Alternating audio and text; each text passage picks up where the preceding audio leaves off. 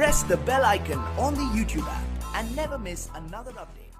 नमस्कार दोस्तों, स्वागत है आपका अपने YouTube channel one day exam preparation में। तो दोस्तों आज जीएस की ये हमारी 10वीं क्लास है। पिछली क्लास में हमने गुप्त काल से आए सभी महत्वपूर्ण प्रश्नों की चर्चा की थी। अगर आपने वह वीडियो नहीं देखी है तो प्लेलिस्ट में जाकर देख सकते हैं। आज का हमारा टॉपिक है वही गुप्त काल। गुप्त काल के ही हम आगे के क्वेश्चंस की आज चर्चा करेंगे। उससे पहले दोस्तों, अगर आप हमारे इस चैनल पर नए हैं तो हमारे इस चैनल को सब्सक्राइब करें ताकि आपको डेली वीडियो की नोटिफिकेशंस मिलती रहें। तो चलिए दोस्तों शुरू करते हैं। इस वीडियो में हमने गुप्त काल से आने वाले सभी महत्वपूर्ण प्रश्नों को रखा है जो बार बार एसएससी, रेलवे व अन्य एक दिवसीय परीक्षाओं में देखने को मिलते रहते हैं। वीडियो के अंतिम भाग में हमने पिछले वर्ष की सभी परीक्षाओं के सवालों को रखा है, अतः वीडियो को पूरा ज़रूर देखें। चलिए शुरू करते हैं। उत्तर गुप्त युग में जो विश्वविद्यालय प्रसिद्ध हुआ वह था, तो दोस्तों वह विद्यालय था नालंदा विश्वविद्यालय। नालंदा विश्वविद्यालय उत्तर गुप्त युग में काफ़ी प्रसिद्ध था और इसका निर्माण करवाया था कुमारगुप्त ने। दोस्तों ये बहुत इंपॉर्टेंट है कि नालंदा विश्वविद्यालय का निर्माण करवाया था कुमारगुप्त ने। और एक क्वेश्चन और पूछा जाता है कि नालंदा विश्वविद्यालय को ध्वस्त किसने किया था, तो दोस्तों उसको किया था ध्वस्त बख्तियार खिलजी ने। चलिए अगला प्रश्न देखते हैं। एरण अभिलेख का संबंध किस शासक से है, तो दोस्तों इसका ऑप्शन नंबर डी भानुगुप्त। एरण अभिलेख का संबंध भानुगुप्त से है। और दोस्तों इसमें भी एक और क्वेश्चन बनता है कि किस अभिलेख में सती प्रथा का उल्लेख मिलता है, तो दोस्तों उसका यही जवाब होगा कि भानुगुप्त के एरण अभिलेख में। भानुगुप्त के एरण अभिलेख में सती प्रथा का प्रथम उल्लेख मिलता है। चलिए अगला क्वेश्चन देखते हैं। किस गुप्तकालीन शासक को कविराज कहा गया, तो दोस्तों कविराज कहा गया समुद्रगुप्त को। अब हमारा ऑप्शन नंबर सी जो है सही हो जाएगा। समुद्रगुप्त को कविराज भी कहा जाता था। चलिए अगला क्वेश्चन देखते हैं।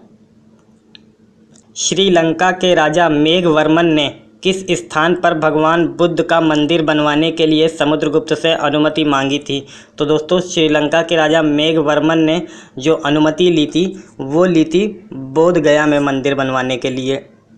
बोध गया में मंदिर बनवाने के लिए श्रीलंका के राजा मेघवर्मन ने समुद्रगुप्त से अनुमति मांगी थी। हमारा ऑप्शन नंबर बी सही होगा। चलिए अगला क्वेश्चन देखते हैं। मंदिर निर्माण कला का जन्म सर्वप्रथम किस काल में हुआ, तो दोस्तों मंदिर निर्माण कला का जन्म सर्वप्रथम हुआ गुप्त काल में, क्योंकि गुप्त काल में ही सबसे अधिक मंदिर बनवाए गए। दोस्तों इस चीज़ को याद रखिएगा कि गुप्त काल में ही मंदिर का निर्माण सबसे ज़्यादा हुआ। और कुषाणों के काल में, इसको भी याद रखिएगा, ये भी बहुत इंपॉर्टेंट है, कुषाणों के काल में मूर्ति निर्माण का काम बहुत ज़्यादा हुआ था। कुषाणों के काल में मूर्तियाँ बहुत अधिक बनी थी और गुप्त काल में मंदिर बहुत अधिक बने थे। चलिए अगला क्वेश्चन देखते हैं। चंद्रगुप्त द्वितीय ने विक्रमादित्य की उपाधि कब धारण की, तो दोस्तों चंद्रगुप्त द्वितीय ने विक्रमादित्य की उपाधि धारण करी थी शकों का उन्मूलन करने के बाद। हमारा ऑप्शन नंबर ए सही हो जाएगा। और शकों का उन्मूलन करने के बाद चंद्रगुप्त विक्रमादित्य ने दो काम किए थे। एक, विक्रमादित्य की उपाधि ग्रहण करी थी और दूसरा उसने चांदी के सिक्के चलवाए थे। चलिए अगला क्वेश्चन देखते हैं। गुप्त काल के सर्वाधिक लोकप्रिय देवता कौन थे, तो दोस्तों गुप्त काल के सर्वाधिक लोकप्रिय देवता विष्णु थे। विष्णु के ही अत्यधिक मंदिर गुप्त काल में बनवाए गए थे। चलिए अगला क्वेश्चन देखते हैं। फाहियान द्वारा रचित ग्रंथ फू को की में निम्न में से किसका विवरण नहीं मिलता है, तो दोस्तों फाहियान द्वारा रचित फू को की में बौद्ध राज्यों का वर्णन मिलता है, गौतम बुद्ध के उपदेशों का भी वर्णन मिलता है और बौद्ध विहार, मंदिर, स्तूप एवं विहारों का भी वर्णन मिलता है, लेकिन बौद्ध धर्म के सिद्धांतों का उल्लेख नहीं मिलता है। अतः हमारा ऑप्शन नंबर ए सही हो जाएगा। चलिए अगला क्वेश्चन देखते हैं। गुप्त स्थापत्य कला का सर्वोत्कृष्ट मंदिर निम्न में से कौन सा है, तो दोस्तों इसका जो आंसर होगा ऑप्शन नंबर बी देवगढ़ का दशावतार मंदिर। ये गुप्त काल स्थापत्य कला का सर्वोत्कृष्ट उदाहरण है। चलिए अगला क्वेश्चन देखते हैं। गुप्त संवत 319-320 को प्रारंभ करने का श्रेय किसे दिया जाता है, तो दोस्तों इसको जो प्रारंभ किया था, इसको प्रारंभ किया था चंद्रगुप्त प्रथम ने। और चंद्रगुप्त प्रथम का राज्याभिषेक जब से हुआ 319-20 में, तभी से गुप्त संवत का प्रारंभ हुआ। चलिए अगला क्वेश्चन देखते हैं। सारनाथ के धमेक स्तूप का निर्माण किस काल में हुआ था? तो दोस्तों इसका जो निर्माण हुआ था वह गुप्त काल में हुआ था। एक इसमें एक चीज़ है कि जो इसका निर्माण जो है प्रारंभ तो इसका निर्माण हो गया था मौर्य काल में ही, लेकिन फिर मौर्य काल से कुषाण काल तक भी इसका काम चलता रहा। लेकिन जब ये पूरी तरह से जो कंप्लीट हुआ, बन के ये पूरी तरह तैयार हुआ, तो वह गुप्त काल में हुआ था। अतः हमारा ऑप्शन नंबर डी गुप्त काल सही हो जाएगा। चलिए अगला क्वेश्चन देखते हैं। कुमार संभव महाकाव्य किस कवि ने लिखा है? तो दोस्तों कुमार संभव लिखा है कालिदास ने, और बाणभट्ट द्वारा रचित हर्षचरित्र बहुत फेमस काव्य है, और चंद्रवरदाई ने पृथ्वीराज रासो लिखी थी। चलिए अगला क्वेश्चन देखते हैं। गुप्त युग में भू राजस्व की दर थी। तो दोस्तों जो गुप्त काल में जो भू राजस्व की दर थी वो उपज का 6ठा भाग थी, और उसको कहते क्या थे? उसको बोलते थे भाग। जो गुप्त काल में जो कर लिया जाता था उसको बोलते थे भाग। चलिए अगला क्वेश्चन देखते हैं। दिल्ली के महरौली के कुव्वतुल इस्लाम मस्जिद के प्रांगण में स्थित प्रसिद्ध लौह स्तंभ किसकी स्मृति में है? तो दोस्तों वो जो है चंद्रगुप्त की स्मृति में बनाई गई है। चलिए अगला क्वेश्चन देखते हैं। कौन सा राजवंश हूणों के आक्रमण से अत्यंत विचलित हुआ? तो दोस्तों हूणों के आक्रमण से जो विचलित हुआ था वो गुप्त साम्राज्य ही था। गुप्त साम्राज्य को हूणों ने बहुत परेशान किया, यहाँ तक कि शकों के आक्रमण से तो वो बच गए, उन्होंने अपने राज्य को बचा लिया, लेकिन वो हूणों के आक्रमण से अपने आप को नहीं बचा पाए। चलिए अगला क्वेश्चन देखते हैं। गुप्त वंश ने डैश अवधि में शासन किया।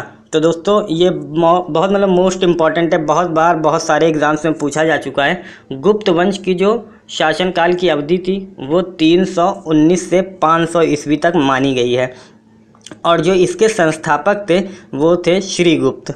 चलिए अगला क्वेश्चन देखते हैं। बाल विवाह की प्रथा प्रारंभ हुई थी। तो दोस्तों बाल विवाह की प्रथा जो प्रारंभ हुई थी वह भी गुप्त काल में ही प्रारंभ हो गई थी। चलिए अगला प्रश्न देखते हैं। यूरोपीय भाषा में अनुदित या अनुवादित प्रथम भारतीय ग्रंथ कौन सा है? तो दोस्तों वह भारतीय ग्रंथ है अभिज्ञान शाकुंतलम, और इसकी जो रचना की थी, इसकी रचना की थी कालिदास ने। कालिदास को हम भारत का शेक्सपियर भी कहते हैं, और अभिज्ञान शाकुंतलम की रचना करीब करीब दुनिया की जितनी भी भाषाएं हैं सभी भाषाओं में की जा चुकी है। चलिए अगला प्रश्न देखते हैं। किस गुप्त शासक ने दक्षिणापथ में स्थित 12 राज्यों पर धर्म विजय की थी? तो दोस्तों ऐसा शासक जो था गुप्त काल का वो था समुद्रगुप्त। समुद्रगुप्त ने दक्षिणापथ में स्थित 12 राज्यों पर विजय प्राप्त की थी, इसीलिए इसको भारत का नेपोलियन भी कहा जाता है। चलिए अगला प्रश्न देखते हैं। गुप्त काल में उत्तर भारतीय व्यापार निम्नलिखित किस एक पत्तन से संचालित होता था? तो दोस्तों गुप्त काल में उत्तर भारतीय व्यापार जिस बंदरगाह या पत्तन से संचालित होता था उसका नाम था ताम्रलिप्ति। ताम्रलिप्ति नामक बंदरगाह से गुप्त काल में व्यापार चलते थे। चलिए अगला प्रश्न। लेकिन दोस्तों उससे पहले अगर आप हमारे इस चैनल पर नए हैं और आपको वीडियो पसंद आ रही हो तो प्लीज़ हमारे इस चैनल को सब्सक्राइब करें और बेल आइकॉन पर क्लिक करें ताकि आपको डेली जीएस वीडियो की नोटिफिकेशन मिलती रहे। चंद्रगुप्त द्वितीय के काल में विद्या, कला व साहित्य का महान केंद्र कौन सा था? तो दोस्तों वह केंद्र था उज्जैन। चंद्रगुप्त द्वितीय के काल में विद्या, कला व साहित्य का महान केंद्र उज्जैन था, अतः हमारा ऑप्शन नंबर सी सही हो जाएगा। चलिए अगला प्रश्न। वर्तमान गणित में दशमलव प्रणाली का आविष्कार का श्रेय निम्न में से किस युग को है? तो दोस्तों ये जाता है गुप्त युग को। गुप्त युग में ही दशमलव प्रणाली का आविष्कार हुआ था, और ये किसने किया था? ये किया था आर्यभट्ट ने। चलिए अगला प्रश्न देखते हैं। तांबे के सिक्के जारी करने वाला पहला गुप्त शासक कौन था? तो दोस्तों हम जानते हैं कि गुप्त काल में सबसे अधिक सोने के सिक्के को जारी किया गया था, लेकिन गुप्त काल के शासन में एक रामगुप्त नाम के शासक भी आए थे जिन्होंने तांबे के सिक्के को भी चलाया था। तो चलिए दोस्तों, आज की वीडियो में बस इतना ही। आपको हमारी वीडियो कैसी लगी हमें कमेंट करके बताइए। अगर आपको हमारी वीडियो पसंद आई हो तो लाइक करें और हमारे इस चैनल को सब्सक्राइब करें। धन्यवाद।